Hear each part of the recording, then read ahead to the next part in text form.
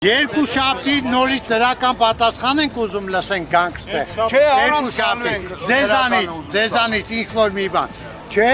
մենք ուրեմն ճանապարհներից բռնած բերելու ենք կալապսի։ Հենց նորություն Սահմաններից բերելու ենք կալապսի։ Հայաստանից Ռուսաստան բեռներ տանող վարորդները կառավարությանը վերջնագիր են ներկայացրել կամ շտաբ լուծել իրենց հարցը, կամ հանրապետության ճանապարհները կատվածահար կանեն։ Բեռնափոխադրող ընկերությունների տասնյակ վարորդներ Ռուսաստանի միգրացիոն օրենսդրության վերջին փոփոխություններից հետո հայտնվել են սև ցուցակում եւ նրանց մուտքը արգելվել է դաշնություն, քանի որ խախտել են երկրում մնալու թույլատրելի ժամկետները։ Էկոնոմիկայի նախարար Գևորգ Պապոյանը փորձել է հանգստացնել վարորդներին, վստահեցնելով, թե զբաղվում են այդ հարցով։ Վարորդները հակադարձել են, թե Ղազախստանը արդեն լուծել է հարցը։ Պապոյանն ասել է, որ այդպիսի բան չկա, եթե լուծում լինի, այն գործելու է բոլորի համար։ Բոլորը ստեղ այդ մեքենաները հա ձեռք են բերում վարկով։ Այդ նույն մեքենաները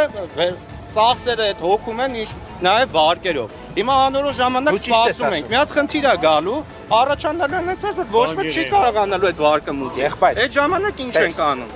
Ասենք մենք խնդիրները պետության հարգում ենք, սպասում ենք ձեր գործողությունների, բայց խնդրում եմ մեր մասին մտածեք, հասկանանք այդ վարկը մենք 3 ամիս 4 ամիս հետո որտեղից պետությունը աշխատել։